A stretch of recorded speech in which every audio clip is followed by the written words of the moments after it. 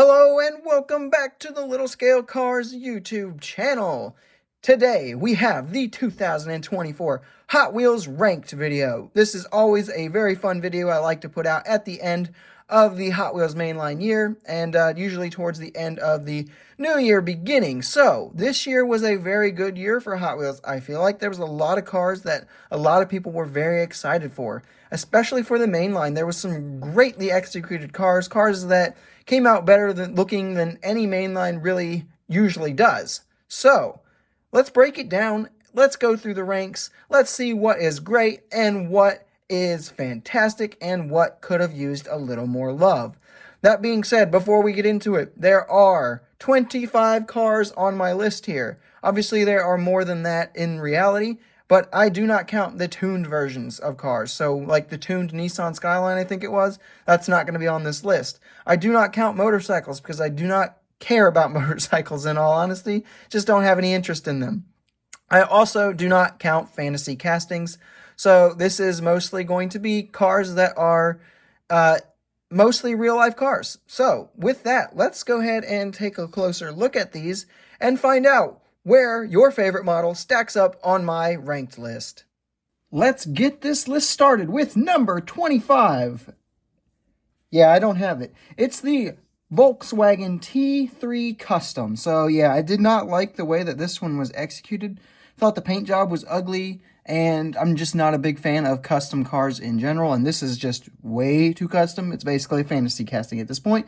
So no hype for me and no excitement whatsoever. I didn't even pick it up. 25th, easily the last place for me. Coming in 24th is, again, I don't have it. It is the 2022 Ford Maverick Custom. Once again, I'm just not a big fan of customs. I think the Maverick itself stock is pretty cool, and I'm glad that I think Matchbox is making it, but I just don't think Hot Wheels needed to go quite this far with the customization job. I don't love it. It's not for me. There was no hype, although I do think the deco looks pretty good, that blue one especially. But overall, wasn't excited, didn't even bother picking it up. 23rd is going to probably ruffle some feathers. It is the Aston Martin DB4 GT High Speed. Now, the execution of this one is actually decent. I kind of like the Zamac paint scheme and everything. And the wheels kind of give it a vibe that it's been running on the salt flats all day. So I do really like that aspect of it all. However, this is essentially, again, a fantasy casting because this car never existed in real life, and I just don't vibe with that. Not my cup of tea personally, so with that, that means there wasn't a lot of hype, and the execution was good, but not good enough to really draw up any real excitement for me to collect this one. 22nd place is going to be the Legends Tour winner, the Mazda AutoZone monster truck, essentially. Yeah, I think this one's actually pretty cool and everything. It's just not something that I typically go for. It's a lot of fun to play with. It's a great toy. Just not really my particular level of interest. But for what it is, execution is pretty great. It's just that the hype level for me wasn't there. Again, just not really something that I collect is really the only reason that it falls this low. But again, I think it's fun. Definitely a cool little car. It's going to roll away. 21 is going to, once again, be one I don't have. It is the 2023 Ram 1500. Now, I typically like pickup trucks, not necessarily enough to pick up every single one. And this one, again, looks very similar to a Ram we got just a few years ago, maybe the 2020. And while I like the paint job on this one, the casting itself, I think, is a big miss. It's kind of hard to tell from the picture I've got here, but the casting looks like it's squatted, like it's higher up front than it is in the back, which is hideous and one of the most atrocious things you could do to an automobile, in my opinion at least, especially a truck. So for that reason, it was definitely lower down the list for me. Coming in 20th is again something that you guys probably are going to disagree with. It's the Pontiac Aztec Custom. So the actual casting itself is pretty cool for everything that they did. I mean, there's some Ford Cosworth-esque bits there, just up front. It's kind of like a mix of a rally car turned track car. But again, it's on an Aztec, which itself was a weird car to begin with, and you just made an Aztec even weirder, which I don't really know why. I think just a plain Aztec I would have actually liked quite a lot. But yeah, they really went all out to make that one even weirder, and it just doesn't quite vibe with me, so it finds itself in 20th place. 19th place is going to be the BMW E30 M3 wagon. Now, this is a casting I actually had some decent excitement for when I first heard it announced. But then I actually saw the casting and learned a little bit more about the car, and I had some beef instantly. First off, I hate that one window is down, like the rest aren't. Oh, that asymmetrical stuff always bothers me, and Hot Wheels really likes to do that kind of stuff. Anyhow, though, my real beef with the casting is it's a two-door. And as far as I know, this car was only released with 4 doors. Like, there was no such thing as a two-door E30 wagon. So that is kind of annoying to me.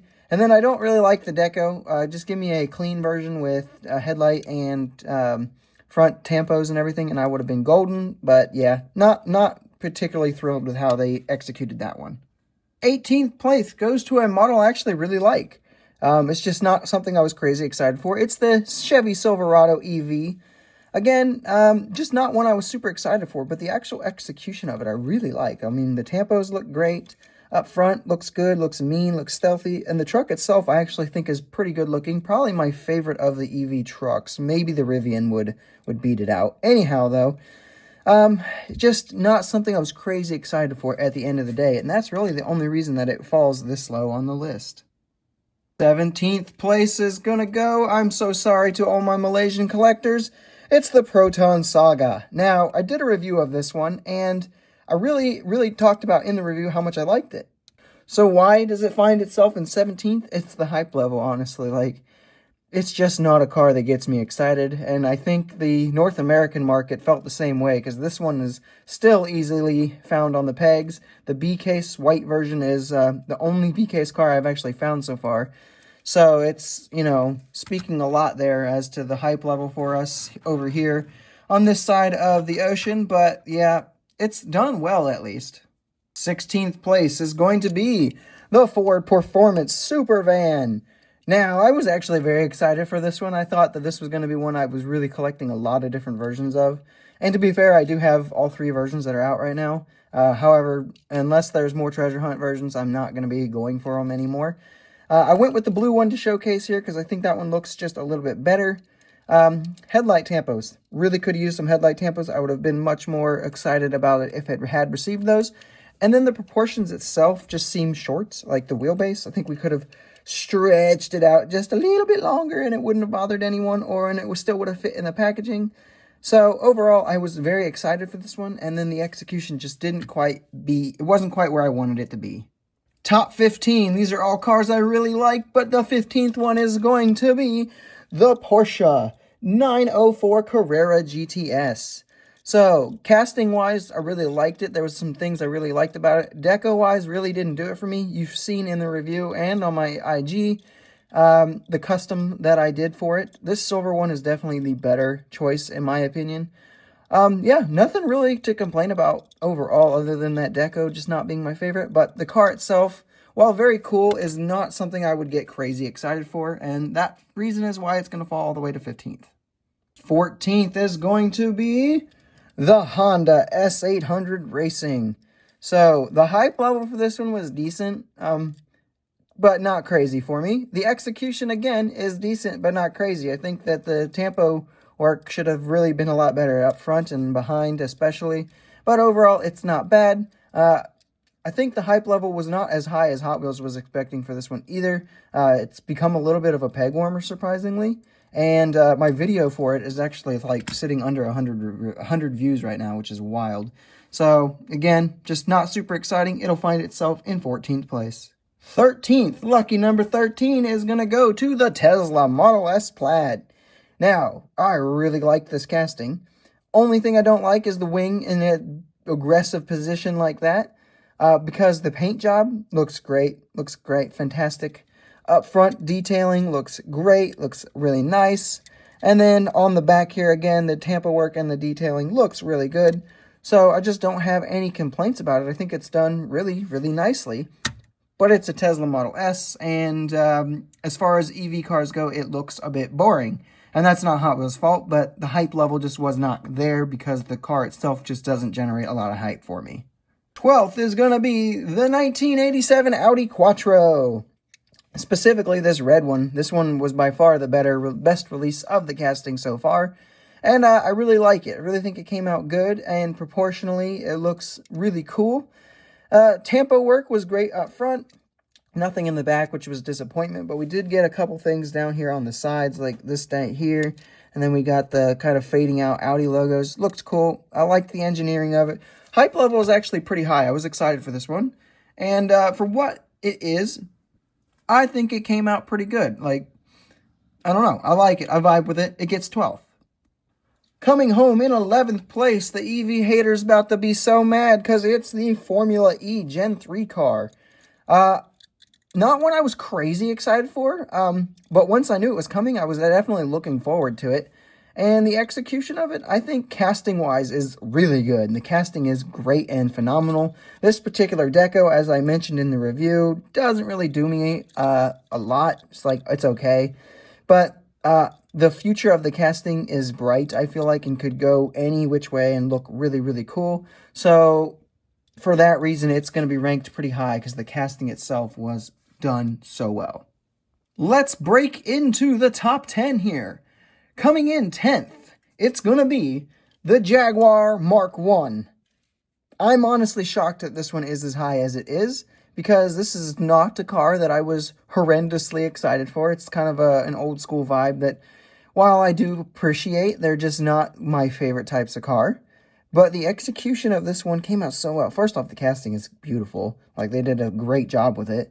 And then, despite it being a mainline, it actually got really nice tampo work and treatment done, which highlights it nicely. Casting was engineered magnificently. It looks great. The only real complaint I have is that these two little lights back here didn't get painted, and they're so tiny I could paint them myself if they really bothered me. And then just overall, the casting looks great. There's a premium one coming out, and then more main lines coming out soon, so very excited to see where the casting goes in the future. But for right now, 10th place is a great, great place. Coming home 9th, it's going to be a lot farther down the list than a lot of people expected it to be.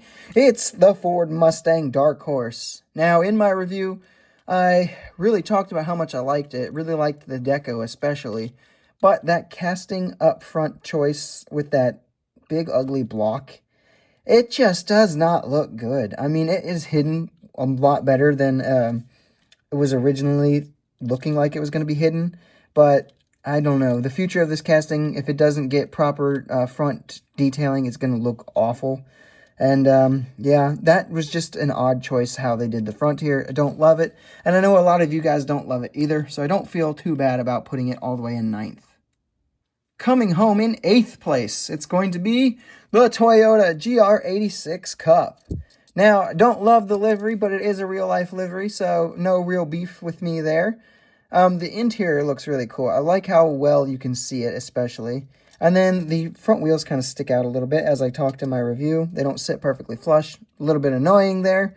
But on the whole, really like the casting. Really excited to see where it could go. Maybe some semi-premium releases so we can get a properly detailed rear. But on the whole, really, really happy with the casting. I think it's a cool car. It's a lot of fun. And I'm happy with it overall, but not happy enough to give it any place better than 8th. Moving into the top 7 here, and I'm going to be honest, this was probably the hardest top 7 I've done so far since I've started these ranked videos. And 7th place is going to go to the Cadillac GTP Project Hypercar. So, why is this one so low? Well, there's a couple reasons. First off, this original release of it looks so good and just so nice. However, I have noticed on the purple casting, the purple release, some of these casting details aren't quite as crisp as they are on this particular one. Like, you can even see it right here in this wheel arch section, how you can actually see through this section right here. And on the purple one, you can't do that. I think they made these particular areas a little thicker on that casting, or on, like, maybe they retooled it or something slightly. Anyway, though, so this initial release is really where the hype lies. And then the lack of headlights really kind of killed this. I mean, I get that they put tampos here and everywhere, but, like, these are tiny little tampos. We definitely could have used some on the front here looking up, and that would have really, really helped the look overall. But for that reason, the casting just being so nice, at least this particular version of it, that is going to put it in 7th place. 6th place is going to go to the Porsche 911 Rally, aka the Porsche 911 Dakar. Now, I really like this one deco-wise. I think it came out perfect deco-wise, especially for a mainline. It's, it's got a few little smudges in here and there, but on a mainline that's kind of to be expected. My gripes: the lack of rear tampo work. Not really a huge gripe, though. The real gripe is the scaling. I have no idea why they made this casting so small. Like, Porsche's done a lot of 911s and a lot of modern 911s. You would think that they would try to scale them all together, like, at least fairly closely. This one's tiny, however, though. It's much smaller than the other 911 castings, especially the modern 911 castings. So, for that reason, I can only put it 6th. Coming in 5th, it's a very similar car with the Lamborghini Huracan Storado. So it will round out the top 5, and I think that is pretty fair. I had a little bit more excitement for this one, a little bit more hype than the Porsche. And then, a bright orange Lamborghini is definitely something that I can never pass up on, just to be brutally honest with you. Execution could have been a little bit better, but it also could have been a lot worse, and I'm overall pretty happy with what we got. Curious to see what Matchbox will do with it, with their moving parts line, I think it's going in. But for now, the Matchbox, or the Hot Wheels mainline here has done a pretty good job for me, and I think it's worthy of 5th place.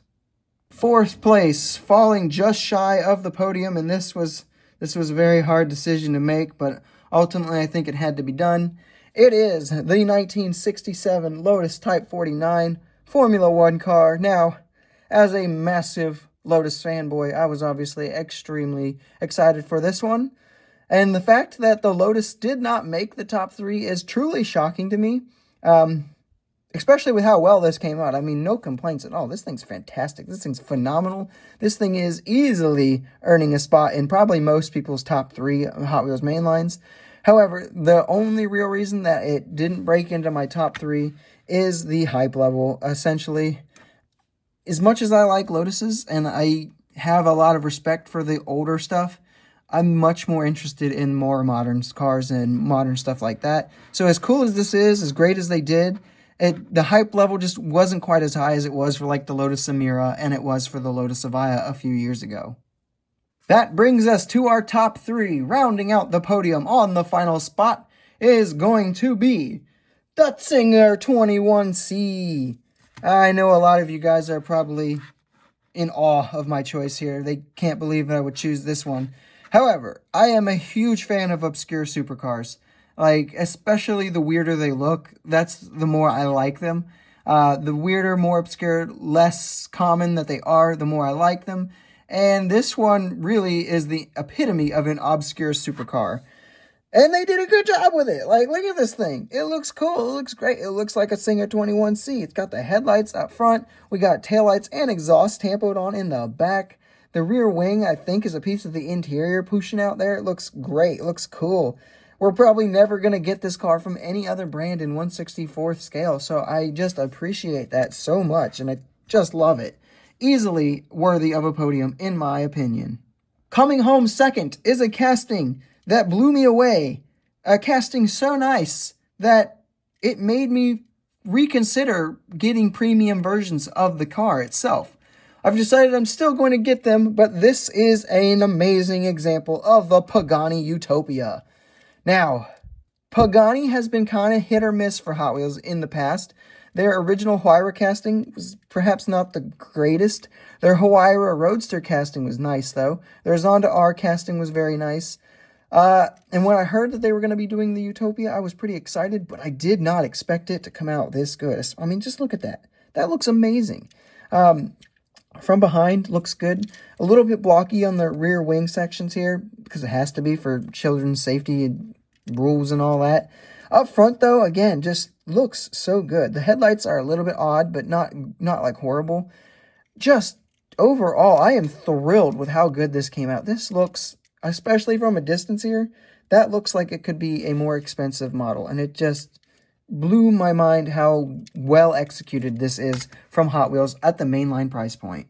That brings us to number 1. And you've probably figured it out right now because there's only one that's missing. It's going to be the Gordon Murray Automotive T50S. I've mentioned I love the obscure supercars. This one's definitely an obscure supercar. The GMA T50 itself I don't think is super obscure, and I'm honestly a little surprised we don't have that one done in the Hot Wheels version. But the T50S is a little bit less well known. It's more of like the track attack variant of the car.